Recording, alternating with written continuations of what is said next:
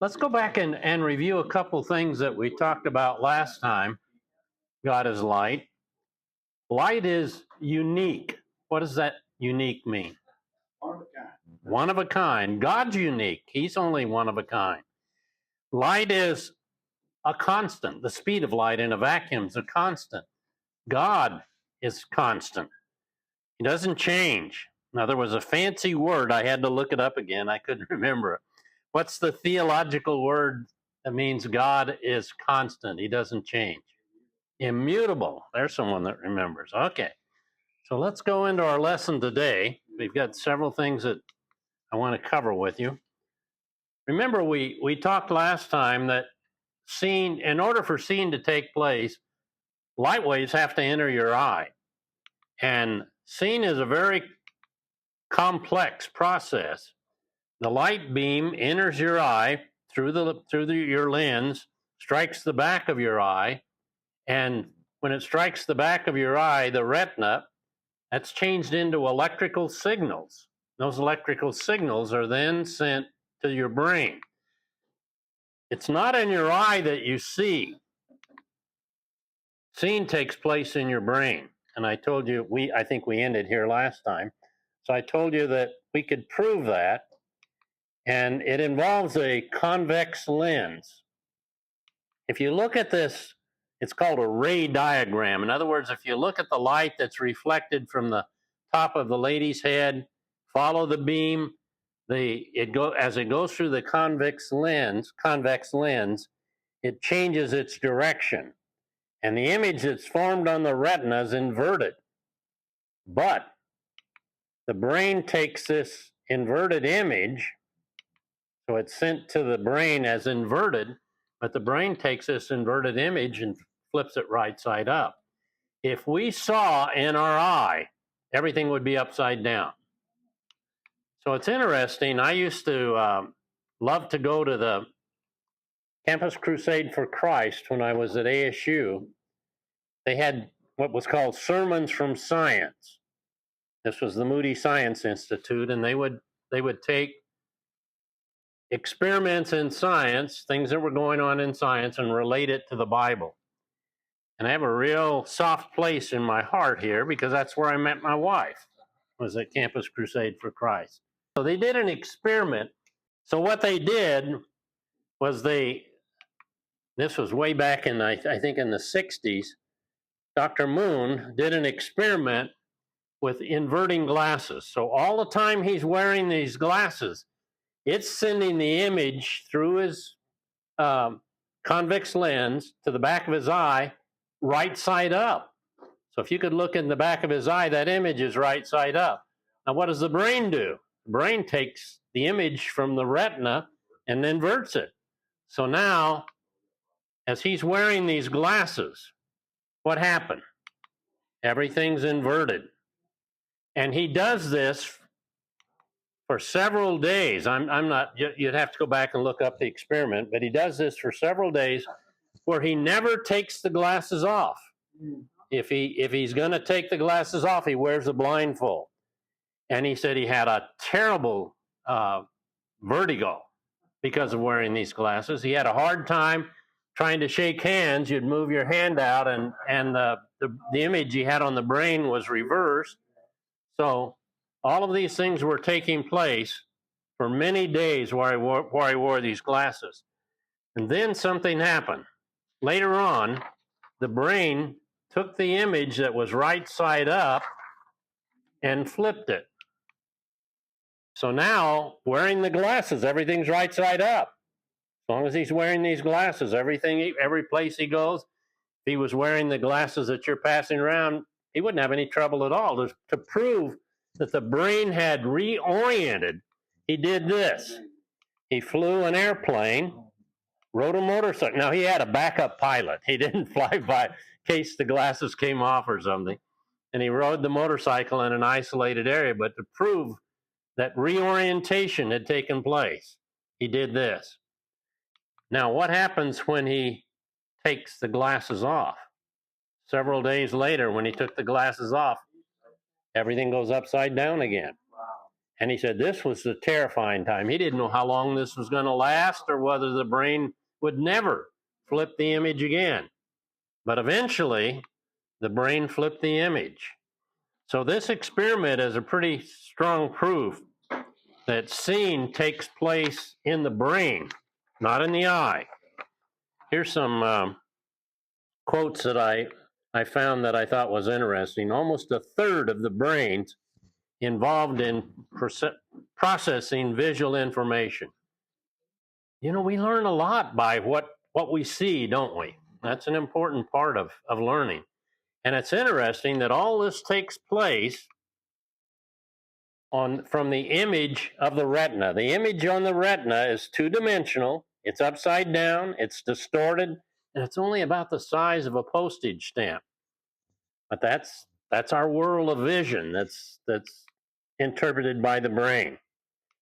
Here's what one scientist said: the eyes themselves are really little bits of our brain that are just poking out of our heads, peering at the world.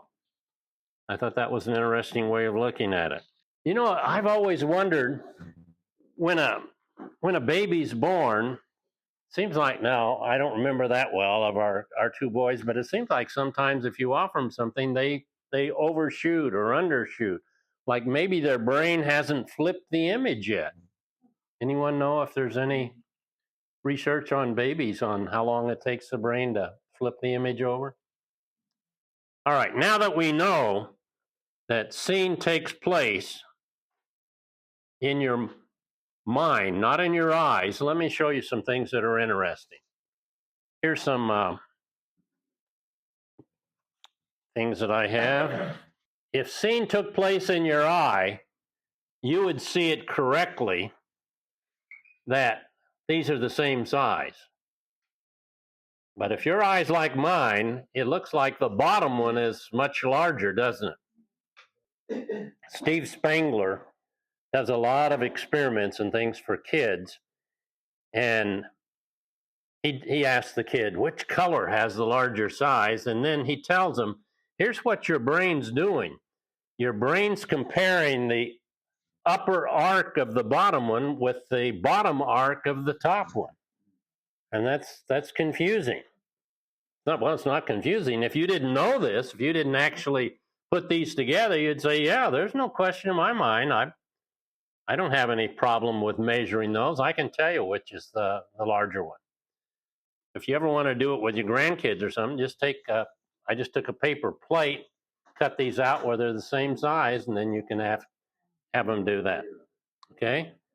Now, will the same thing work with something that is a different color, like bananas? They have an arc. So the arc of the banana can trick your brain. So I took some bananas and I lined them up where you could see that they're pretty close to the same size if you look at the top view and the side view. But then if you put them one above the other where you're comparing those arches, I think you can see what happens. Yeah. It appears that the bottom one is larger, but it's not. You're grabbing the wrong one. Now, let me ask you a question, and I want you to answer this question with yes, thumbs up, no, thumbs down. Did your eyes trick you on this? Your brain. Your brain. The answer is no, your eyes didn't trick you. It was your brain that tricked you. Now, they talk about optical illusions to trick your eyes. Optical illusions don't trick your eyes. Your eyes is sending the light waves. If your lens and everything's working correctly, it's sending all of that correctly back to the retina of your eye, and it's that electrical signal that goes to the brain. The brain has to interpret that signal. And if you've got past information, past things you've seen and so forth, your brain will use that. If you don't, the brain makes up something that seems logical for you. So I'm going to show you something on the screen. I want you just to read it to yourself, and then I'm going to ask you a question, or it asks you a question. So just read this quickly to yourself.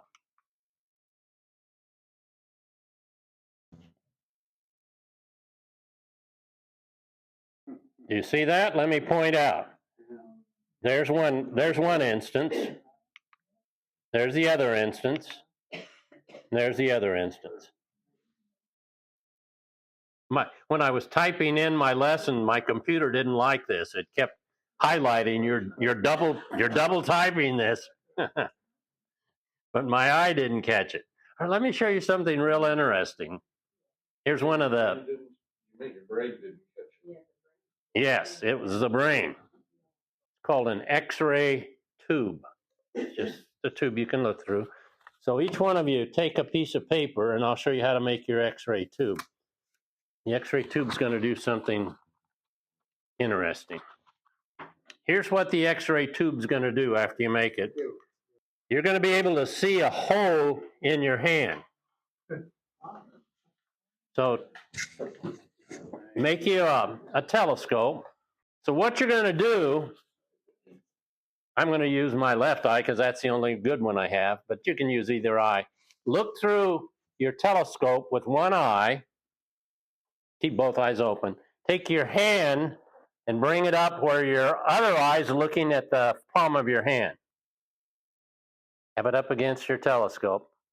And most of you should see a hole through your hand. Keep both eyes open, and you may have to move this hand where you get it, where that's the only thing you're looking at.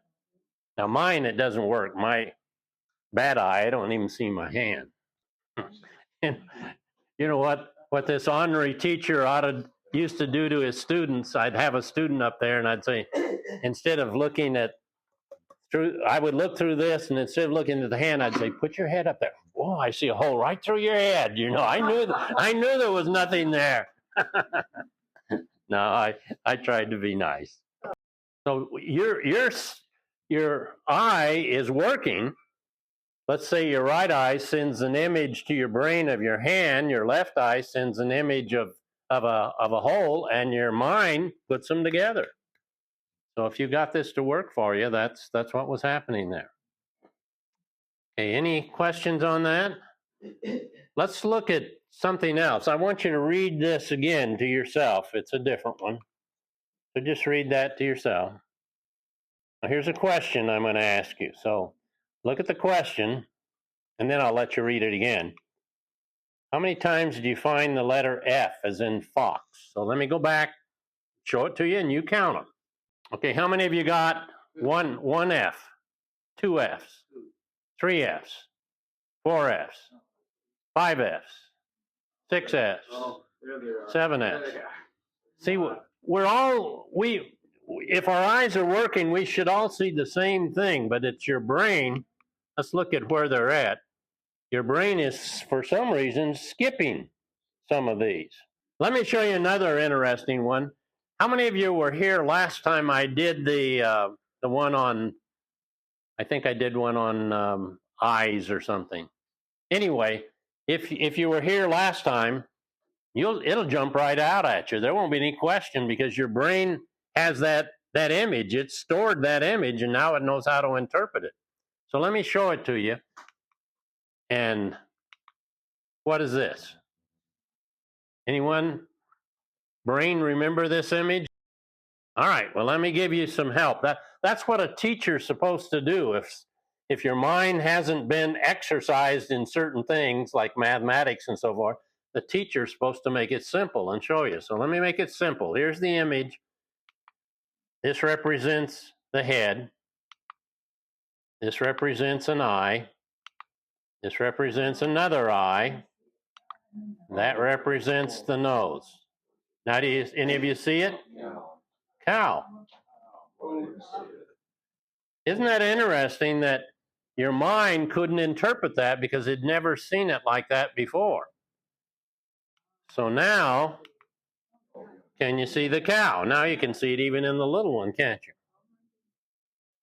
And if I'm correct, I could show you this a year later and you'll see the cow because your mind's got that stored in its memory. Whenever you see something, the mind has to interpret to show you what the motion is, the color is, the three dimensions are. All of these things have to take place very quickly. So this is called an optical illusion. It's not tricking your eye, it's the brain. That's where we're seeing. Let me show you another good example. Here's something that, what do you see here? Frog or a toad. Now watch what happens if I rotate the picture. Of course, a horse, of course. Isn't that interesting that it would do that? So, here's something that I want to relate the lesson to now, relate this idea of light. We're in a battle, a spiritual battle.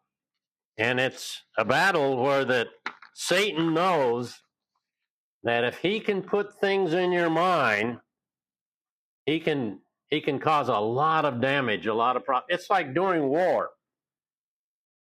All the countries do propaganda. They want to make sure what you're hearing, what you're seeing is what they want you to see, what they want you to hear. And if you're not aware of it, I'm sure you are, there's a propaganda war going on in all our media where they're trying to convince you of certain things. Certain things are right, certain things are wrong, and so forth. We have to be very careful. It says, for we wrestle not against flesh and blood, but against principalities, against the powers, against the rulers of what? Of darkness. Remember what darkness is? The absence of light. So it's the absence of God. Here's something that the scripture tells us. Satan is trying to confuse about light and dark. Look at Isaiah 5:20. Jim, do you have that? Would you read that, please? Isaiah 5:20? 5:20 and 21. Woe to those who call evil good and good evil, darkness for light and light for darkness, bitter for sweet and sweet for bitter. Woe to those who are wise in their own eyes, clever. That's a warning that we're given, that Satan he loves to get you confused about what's right, what's wrong, what's light, what's dark. And there's another verse that warns us about something. I think if you could see Satan appear in this room, it wouldn't be some hideous looking thing with a forked tail and would scare the date. He looks like an angel when he appears. So let's look at 2 Corinthians 11. He sometimes appears as an angel of light. Now, he's not light. God's light, but he appears. 2 Corinthians 11. 2 Corinthians 11, 14. Sandy, do you have that? 2 Corinthians 11, 14 to 15? And it is no wonder that Satan himself masquerades as an angel of light. 15:2. Yes. So it is not surprising if his servants also masquerade as ministers of righteousness, but their end will correspond with their deeds. We have to be careful, brothers and sisters, of listening to someone that's appearing to be one of God's servants, and they're not God's servants, they're Satan's servants. You know what I believe? Now, this is Wayne. I believe that some of these cults that claim they've seen Jesus or they've seen an angel that tells them to do something, I think they saw Satan. I think he's appeared to some of these. Or, yeah.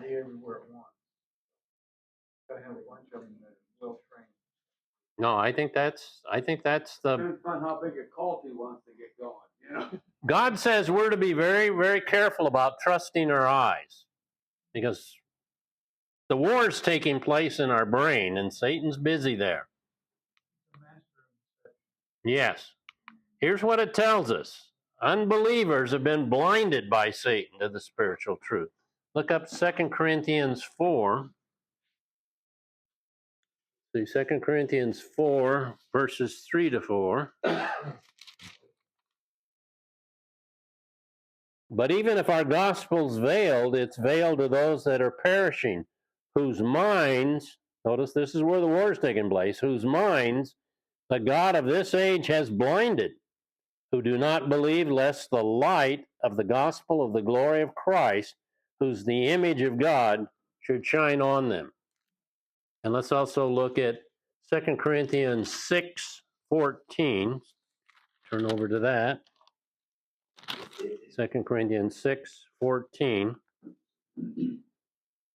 Do not be unequally yoked with unbelievers, for what fellowship has righteousness with lawlessness? What communion has light with darkness? And what accord has Christ with Belial? Or what part has a believer with an unbeliever? We're to be careful on our spiritual life. Satan's busy. And here's one scripture that is printed on the shirt there, so I won't read it, but it says, "For we walk by faith, not by sight."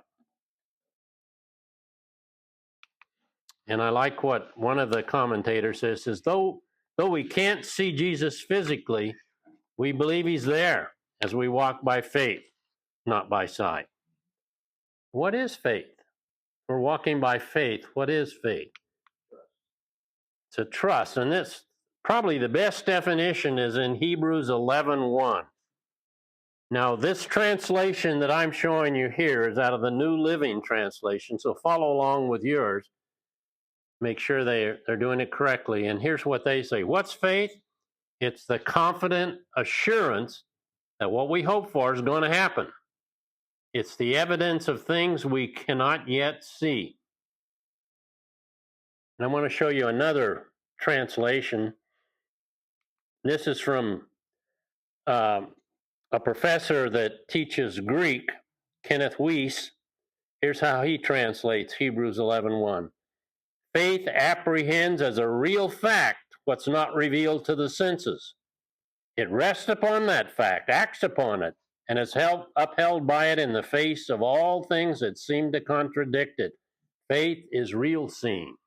So as we continue our study, we're going to be studying the works of our Creator, and I'm going to spend a lot of time building up some point and then show you how it relates to the Bible. So if you'll be patient with me, let me show you some things about light, what scientists have learned about light. Technically, light is the whole electromagnetic spectrum, going all the way from radio waves to cosmic rays. But my son, when he was helping me with this program, he said, "Dad, you need to tell your class that's not the way most scientists define light."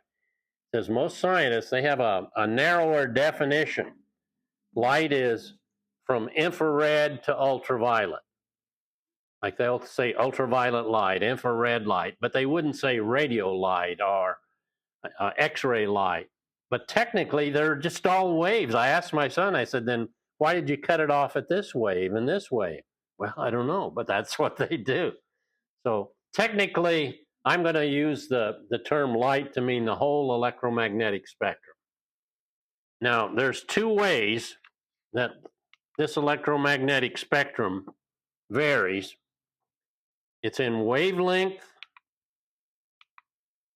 and frequency. In other words, the length of the wave and how fast that wave is vibrating. Those are the two main ways that the electromagnetic waves differ.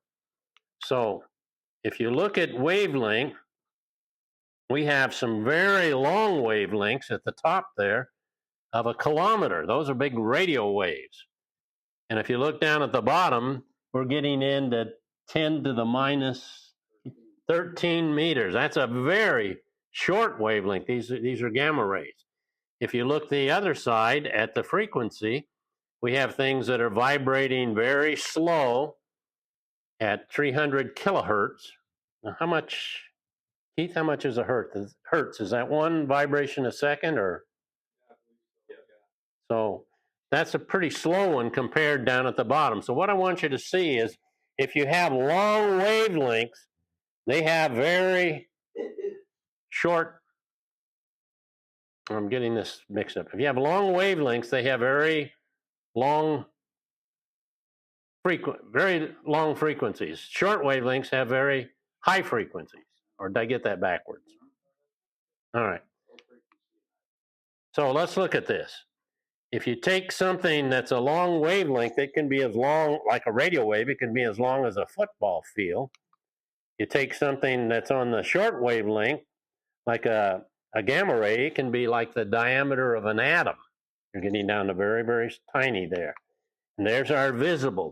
That's the only one we see. That's the only waves and the only frequencies that you can see. I came across something that I could have left out, but I thought, well, this is a neat illustration, so I'm going to show it to you. We're talking about the two characteristics of the electromagnetic wave. You have the short wavelengths, you have the long wavelengths. Short wavelengths have a high frequency of vibration. The long wavelengths have a low. So I found a thing on the internet that illustrates this. So it says, all right, now this would be like a radio wave. Very low frequency, very long waves.